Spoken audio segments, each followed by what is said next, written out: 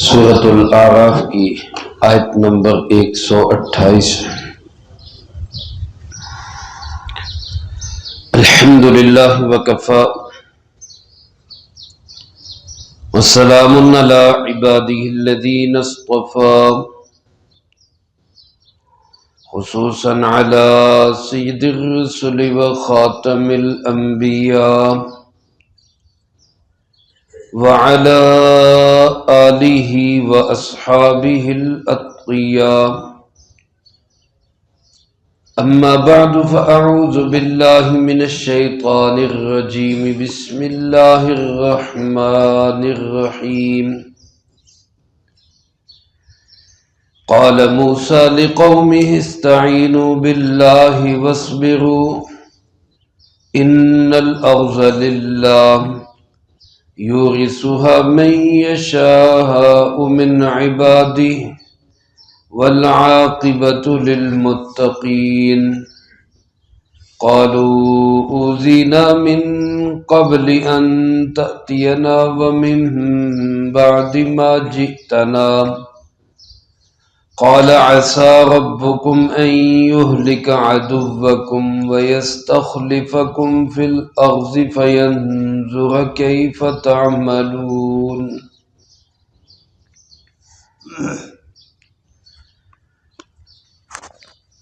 فرعون نے جب مقابلے میں اپنی ہار دیکھی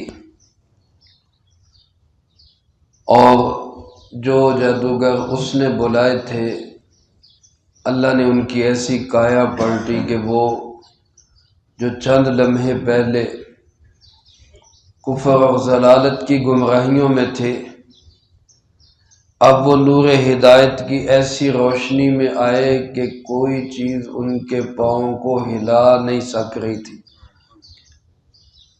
فرعون زج ہو گیا اور طیش میں آ کر اس نے حکم دیا کہ ایک دفعہ پھر پورے ملک میں بنی اسرائیل کے جتنے بچے پیدا ہوں، مرد ہوں، ان کو قتل کیا جائے، عورتوں کو زندہ چھوڑا جائے۔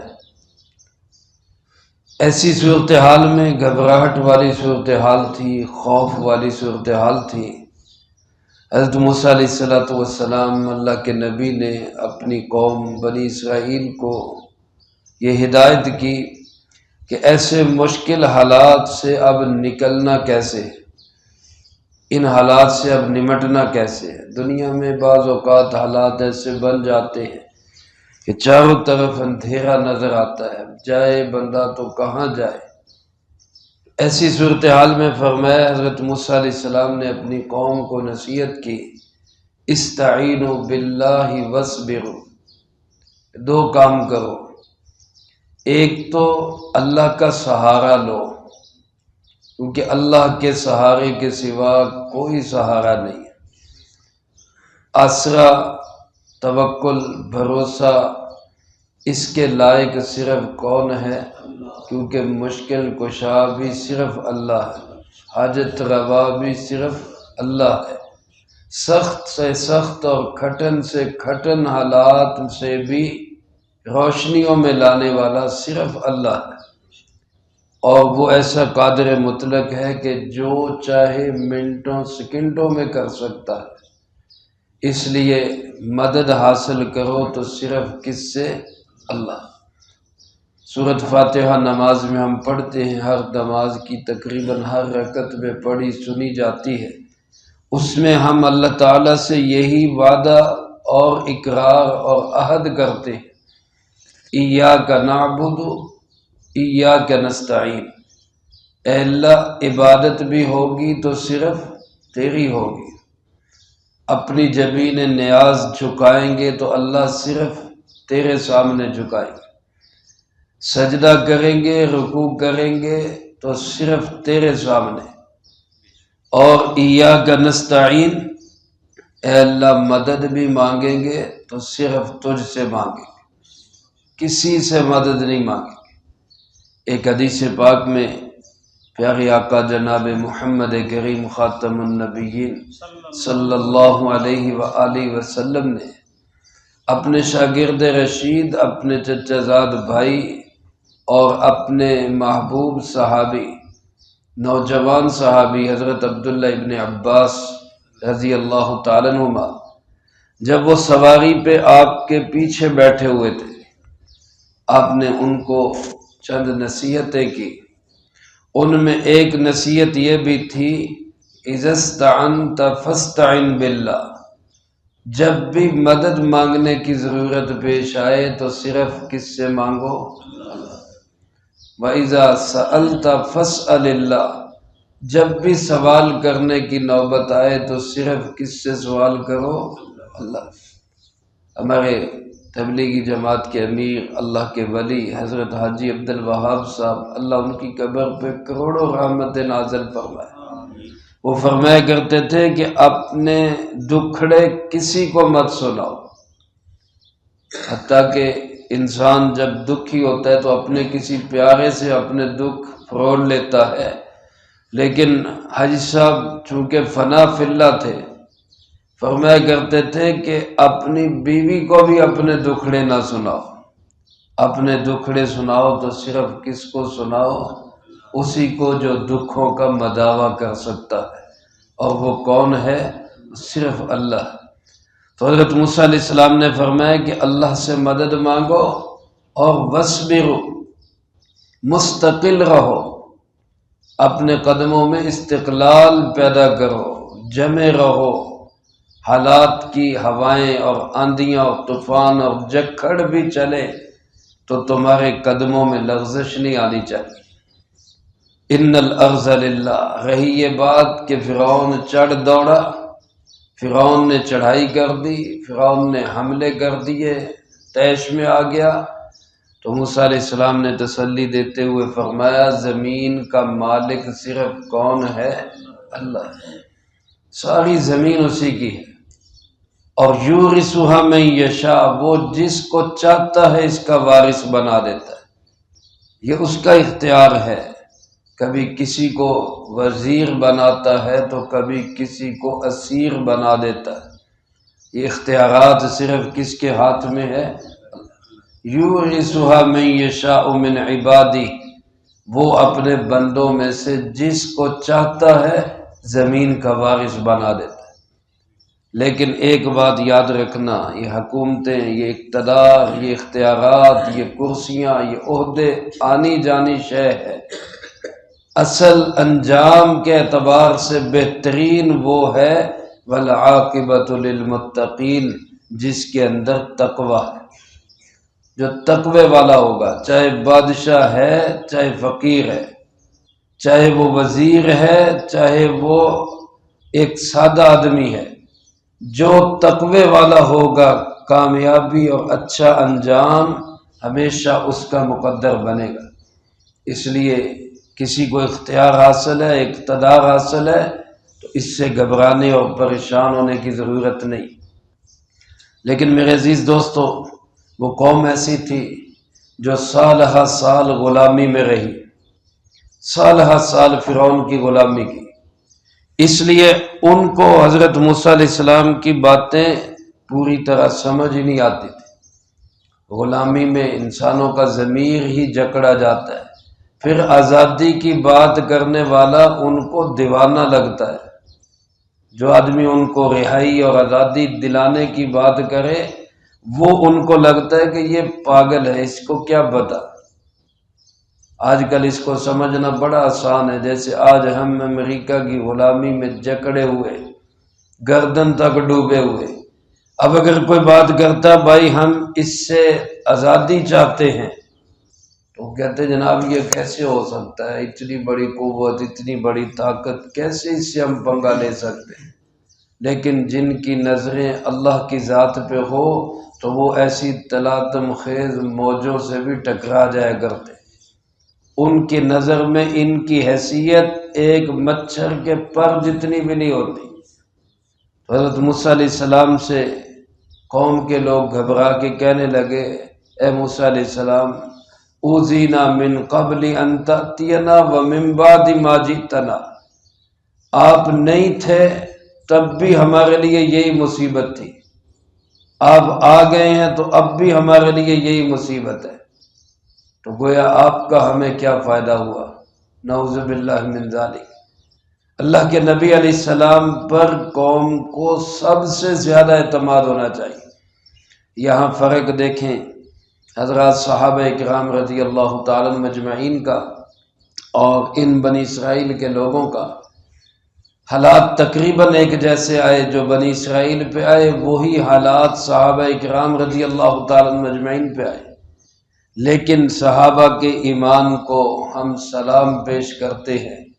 کبھی آپ سے یہ شکوہ نہیں کیا کہ جی آپ کے آنے کے بعد ہم پہ ظلم و ستم کے پہاڑ ٹوٹ پڑے۔ کتنے ظلم ہوئے بلال پر، ایسا مارا گیا کہ ہاتھیوں کو مارا جاتا تو وہ بھی بلا اٹھتے، لیکن وہ بلال تھے کہ جتنا مارا جاتا اتنا ہی کہتے اللہ ایک ہے، اس کا کوئی شریک نہیں۔ جتنا مارا جاتا اتنا ہی کہتے جو کرنا ہے کر لو، دامن مصطفیٰ صلی اللہ علیہ وسلم نہیں چھوڑ سکتے۔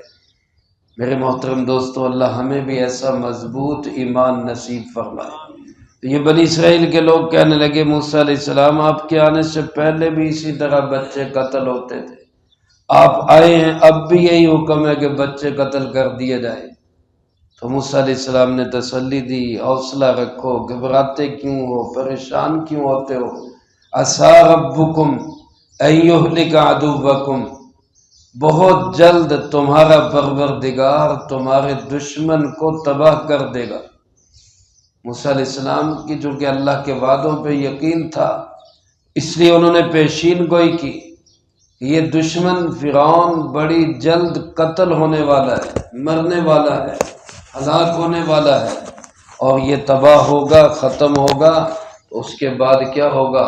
یستخلفکم فی الارض، اللہ تمہیں زمین میں خلافت عطا کرے، پھر اسی زمین کے تم وارث بنو گے، اسی مصر کے تم حاکم بنو گے۔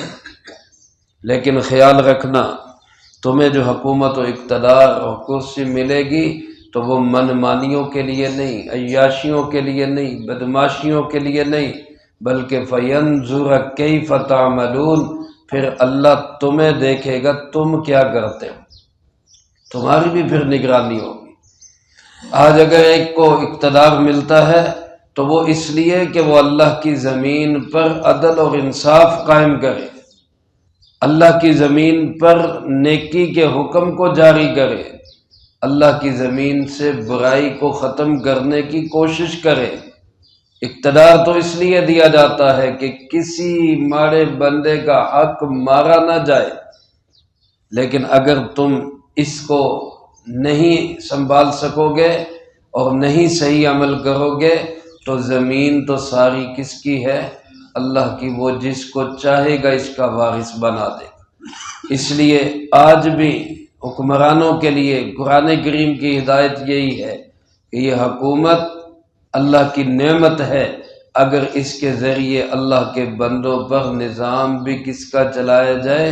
اللہ ہی کا چلایا جائے، ورنہ یہی حکومت ان کے گلے کا پھندا بنے گی۔ اگر ایک طرف فرمایا کہ مسلمان بادشاہ اللہ کا سایہ ہے، اگر ایک طرف فرمایا کہ مسلمان بادشاہ کی دعائیں قبول ہوتی ہیں، تو دوسری طرف ظالم اور جابر حکمرانوں کے لیے وعیدیں بھی بڑی سخت ہیں۔ اس لیے اس چیز کو بھی دیکھنے کی ضرورت ہے۔ بنو عباس کے دوسرے خلیفہ ابھی خلیفہ بنے نہیں تھے، عامر ابن عبید رحمہ اللہ ایک تابعی ہیں، ان کی خدمت میں آئے اور یہ آیات پڑھی، عسیٰ ربکم ان یہلک عدوکم ویستخلفکم فی الارض، ان قریب تمہارا دشمن ہلاک ہوگا اور تمہیں اللہ زمین میں خلافت دے گا۔ تھوڑے دنوں کے بعد وہ خلیفہ منصور خلیفہ بن گیا، اس نے عامر ابن عبید کو بلایا، انعام و اکرام دیا، آپ کی پیشین گوئی سچ ثابت ہو گئی، میرا دشمن مارا گیا اور خلافت مجھے مل گئی۔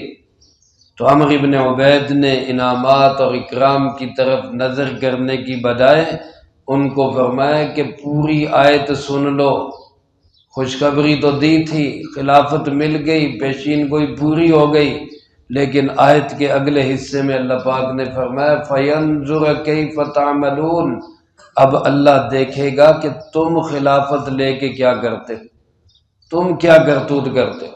لہذا اللہ کی زمین پہ اللہ کا نظام چلانا، اللہ کے بندوں کو تنگ مت کرنا، پبلک اور رعایا کو ستانا مت، ورنہ جو حکومت دے سکتا ہے وہ حکومت لے بھی سکتا ہے۔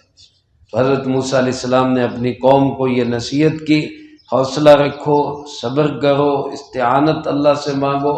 آج کے حالات میں میرے عزیز دوستو اس سے بہترین نسخہ اور کوئی نہیں ہو سکتا کہ ہم آج مشکل حالات میں مدد مانگے تو صرف کس سے، اور اللہ کی مدد حاصل کرنے کا بہترین ذریعہ نماز ہے۔ استعینوا بالصبر والصلاۃ، اللہ سے مدد لو صبر کے ذریعے اور نماز کے ذریعے۔ آج ضرورت ہے پوری قوم نماز کی طرف متوجہ ہو، اللہ کے گھروں کی طرف متوجہ ہو، اپنے اندر اتحاد بھی پیدا کریں، اپنے اندر دیانت بھی پیدا کریں۔ اللہ پاک پھر اس قوم کو عروج اور ترقی دے گا۔ اللہ مجھے آپ کو سب کو قرآن و سنت کی صحیح سمجھ نصیب فرمائے، جو کہا سنا اس کو زندگی میں لا کے دوسروں تک پہنچانے کی توفیق عطا فرمائے۔ اللہم لک الحمد کما ینبغی لجلال وجہک وعظیم سلطانک، اللہم لا احصی ثناء علیک انت کما اثنیت علی نفسک، اللہم لک الحمد کما انت اہل، فصلی علی محمد کما انت اہل، وافعل بنا ما انت اہل، فإنک اہل التقوی واہل المغفرہ، اللہم وفقنا لما تحب وترضى من القول والعمل والفعل